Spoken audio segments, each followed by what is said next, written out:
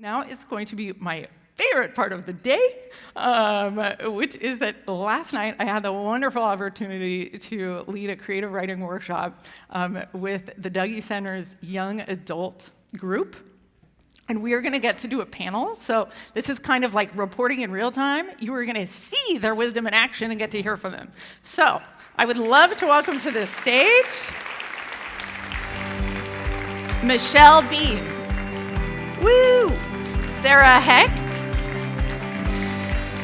Sawyer Alba, and Sarah Call.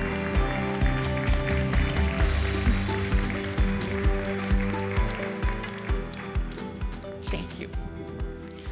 Alrighty. What a relief to not be up here alone. Thank you. First, I would love it if you could give everyone just a sense of what brought you to the Dougy Center.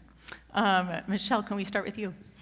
Yes. Hi. I was actually a fangirl of the Dougy Center before being a participant. I learned about it when I was in a medical school class called Living with Life-Threatening Illness. And then in 2020, when I was in the middle of my intern year training, my mom died by suicide, and I came back to Oregon. I went from practicing medicine to not being able to read a book, and I reached out to the Dougy Center and said, "Can you help?" And they sent resources, and then my brother found that they have a very expansive definition of young adult, and that we actually qualified for the young adult groups, and I've been a participant for the last 4 years. Awesome. I came to the Dougy Center in February of 2021 when my youngest sister, Kim, died from an overdose. Very, very shocking to our family. I think one of the worst things you can do is have to share with the world what happened, and following a Facebook post, one of my friends from high school sent me a private message, and she had lost her sister when we were in high school, and the Dougy Center was there in the 90s when she was going through that, and so she said, "You should reach out," and I've been a participant since March of 2021. Awesome. Hi, I'm Sawyer. About 3 years ago, when I was 22, my brother died by suicide right before I started my last semester of college, and it was terrible, it was awful, and about 5 months later, I made my way to the Dougy Center and have been there ever since. My name is Sarah. I have been going to Dougy since I was 19, a year after my mom died by suicide. Awesome. Thanks, guys. I'm curious, some folks here today may not even really understand what peer support is in the wake of a loss. Can you talk a little bit about what it means to show up for other young adults in the groups and what you've learned from it and what surprised you, perhaps? I can start with that one. All right, thank you. Yeah, so for me, knowing that there was other people that were going to help me understand what was physically happening in my body and emotionally happening was so important. I had no idea how physical of an experience grief is, and I was feeling very lost and very out of control, and I needed a space to ground me. And when I had asked my friend about what the Dougy Center was, and she said, "You get to talk about everything and feel normal," kind of like what Tallulah had said. That was really what I needed, and it is what's proven to be just fundamental in the healing process for me. Awesome, thank you. Anyone else? Yeah, Sarah. I share a very similar story to you in that I didn't want to feel my grief for a whole year, didn't feel it at all. I was like, I can't, this is too heavy, I can't hold this. And I didn't start to tap into that until I came to Dougy. And I learned that I could listen to others and I can hold space for them, and that the community that I thought that would reject me because of this big heavy feeling was actually the one that I wanted the most and the one that was there for me the most. And it taught me so much about to love is to feel, and to grieve is to like hold space for others, and that community is the most richest, most treasured community that I have now. Amazing. Thank you. Sawyer. In terms of what peer support is and how Dougy functions, I mean, we come and we sit together, and there's a prompt that we often don't talk about at all, and we bounce around the room. And what I have found in the groups that I go to is that every single time that I speak, there is at least one other person in the room who, after I'm done, goes, "Oh my God, this thing that you said," and they have any small thing that they can connect to. I was really afraid when I first started coming to Dougy that everybody else was going to just talk about how much they loved their person and how sad they were and this time that they had spent with them, and that I was going to be like the only one in the room who had this really hard, complicated thing going on. My brother had a lot of instability. He was in prison. He had been homeless. My relationship with him was really fraught in some ways. And I didn't just have these like really positive, like, I just loved him so much and our relationship was easy and now he's gone. And I was afraid everybody else would, and then they didn't. And like almost everybody else in the room had some kind of really complicated situation, which is why they showed up there and needed to talk about it. So that, I think, has been peer support for me. And also, I think you asked what was surprising, and that was what surprised me. Awesome. I'll just add that I think that the Dougy Center has the best facilitation I've ever experienced, and I'm a little bit of a facilitation nerd, and I think one of the things that make them radically amazing is that there's no problem solving. That's a ground rule. Awesome. And in the world, there's so much problem solving, especially when you experience a complex loss. And so it's a space that you can go, and nobody is going to problem solve, but you will feel in community, and truly they do help you problem solve through the process. And you will hear, you'll be 5 months down the line and think, somebody said that in group. That was part of their experience. This is part of my experience. And you take their whole experience with you. And it's the greatest problem solving that's actually happened without it. Awesome. That brings up something. We have a room full of slightly older, no shade, adults in the crowd, right? One thing that I remember being constantly frustrated by was like the patronizing feeling of the well-intentioned other in the wake of any kind of loss. And I wonder, you do have a very captive audience. Is there something that you would ask for of adults as a totemic group? Maybe something that you wish people didn't say, or something that you wish that they did. I mean, I think you're getting at that with the problem solving a little bit. Something that you've learned perhaps through your experience at the Dougy Center. Wave a magic wand, change adults. What would you do? No pressure. I think the platitudes don't serve anyone, in my experience. Give us some example. Oh, she's in a better place. Uh-huh. It doesn't help me not feel so bad. I think just the lack of like platitudes, or the too many platitudes, and like agency to experience whatever you're experiencing. For me, my grief showed up very differently than some of my family members and even people that knew and loved my mom. And I wish I had the agency to be like, to feel permission to feel however I was feeling and not how I was supposed to feel. Awesome. Anyone else? I think for me, the most important thing that I would say is, especially for folks who are in like professional workspace, as young adults, many of us are working on careers. I was in my 30s when my sister died, and I needed to go right back to work. And there just was not space for my experience because we don't talk about it a lot. So I think what I would, if I could wave a magic wand and change, would be to normalize the conversation of grief as something that we don't need to shy away from, we don't need to be scared of. I think you said earlier, it will be the universal experience. And so to allow people to make comments, like I talk about my sister fairly often, and I know in my workplace now it's very normalized, and I feel like a bit of an evangelist in doing that, and I get a lot of that power and language that I learn and how to talk to other people from peer support, other people that know exactly what I'm experiencing. Awesome. Do you have anything? If we're waving magic wands, because I just signed a contract where I would get 3 days of bereavement leave for the loss of a loved one.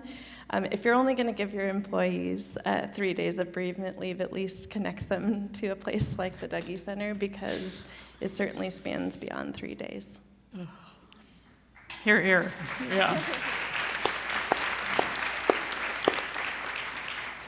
How about, I'd love to know, I just shared how much my brief for the new experience at Dougy Center changed my life.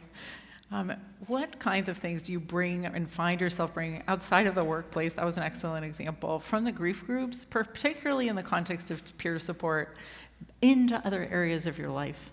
Do you feel it making you, supporting you making different choices or showing up for others outside of a grief space differently? Like, how does this work show up for you outside the doors of the center? For me, it's asking what someone needs in that moment. Having experienced something as hard as I have, I see that grief and that pain in others, and I immediately want to be like, oh my God, I need to what can I do to help, to fix?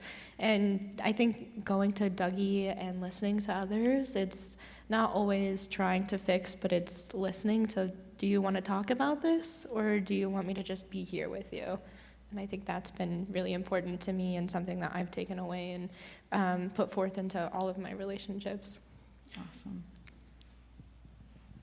I think I talk about grief and I talk about the loss of my brother pretty openly, and probably more than I would have without Dougy. I don't talk about it as if it's a shameful thing, and I am mindful of the context, but I also know that in pretty much any room I'm in, other people are probably also dealing with grief to some extent, and I don't know if I knew that before. It just felt like it happened, and then I didn't know anyone around me who had gone through it, even though I'm sure other people had. And I want to be that for other people. So. Awesome. For you? All right. I'm curious, one last question. If what you've been through, and it can be with Dougy or beyond, loss itself, has changed the trajectory of your lives in any way, or that you can see it changing the trajectory of your life in the future? Hard to know, because you have nothing to compare it to, but still, humor me. I would say that being a part of Dougy absolutely has changed the trajectory of my life. It's kind of been a full circle experience for me. It has given me the ability to connect with other people who also have experienced loss. I remember when my sister first died, one of my coworkers immediately reached out to me, and she used the term, she's like, I'm here. I'm gonna be your grief Sherpa. I'm here to just be next to you. And I think that in attending the groups at the Dougy, I think in a lot of ways, a lot of people are arming themselves for that. And when you've been in the same group with the same folks over a period of time, you build a connection with people because you're learning very vulnerable things. But you also are able to continue to cultivate the ability to interact with others and in deep spaces. And for me, I know I will never not be the person that reaches out and says, I can be your grief Sherpa. And being able to have those vulnerable conversations is not something that I probably would have put on display before. And it's allowed me to live much more authentically as myself, and not necessarily the version that, we all want to put on display. You only get to be you once. Gorgeous.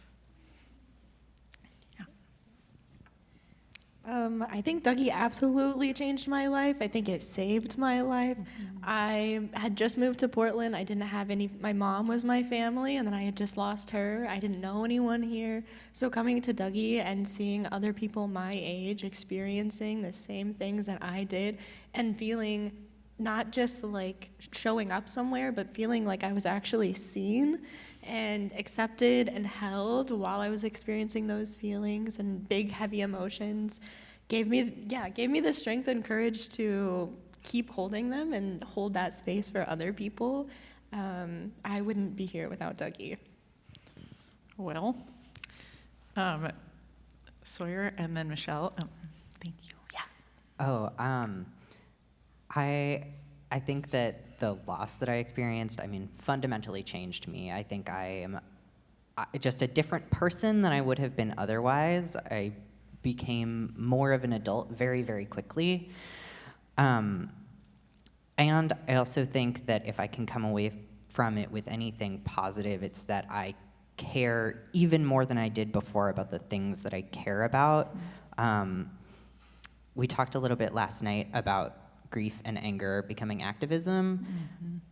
Having lost my brother to suicide, my thoughts on suicide prevention have evolved a lot. I think that crisis resources are not the only thing that we need, and that avoiding the crises are what we need. I don't think of suicide prevention just as 988. I think of it as like housing equity and food security and alternatives to incarceration.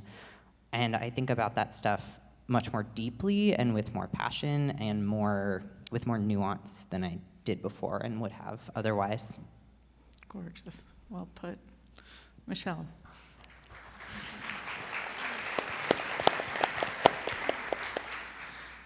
I guess I'll piggyback on that. I work with a doctor for the unhoused in Portland, and I think that having a grief lens allows you to understand what it is to be human, and it is a huge lens for empathy, and I bring it every day into my work, and I feel so lucky to have been educated by the Dougy Center and to bring that into who I am as a person. And similarly with suicide prevention, our systems aren't, we do poorly in Oregon with suicide and suicide prevention. And the Dougy Center offers a lot of really incredible resources regarding suicide prevention in a way that I wouldn't have been able to put it together myself, to talk about the experience of suicide and how we can do better as a community to prevent suicides from happening.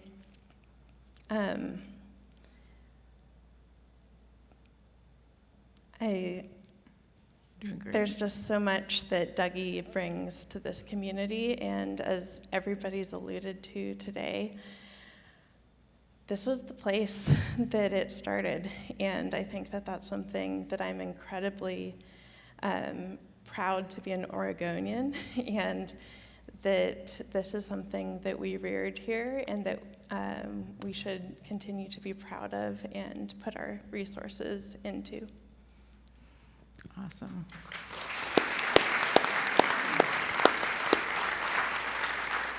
I don't want to, I hope it is not a betrayal of the what's said here and shared here stays here writing workshop mantra, but last night we were writing together and Sawyer just had the most perfect turn of phrase, which is that it doesn't get easier, but I get stronger. And it gave me chills then, it gives me chills now. And I think, as you can see, the legacy of the Dougy Center is not just in the statistics of the number of young people served or the families or the number of phone calls. Each of you is an institution in and of yourself. You will go forward. You are improving the world. So thank you from the bottom of my heart. This has been a joy talking to you. So thank you to our panel.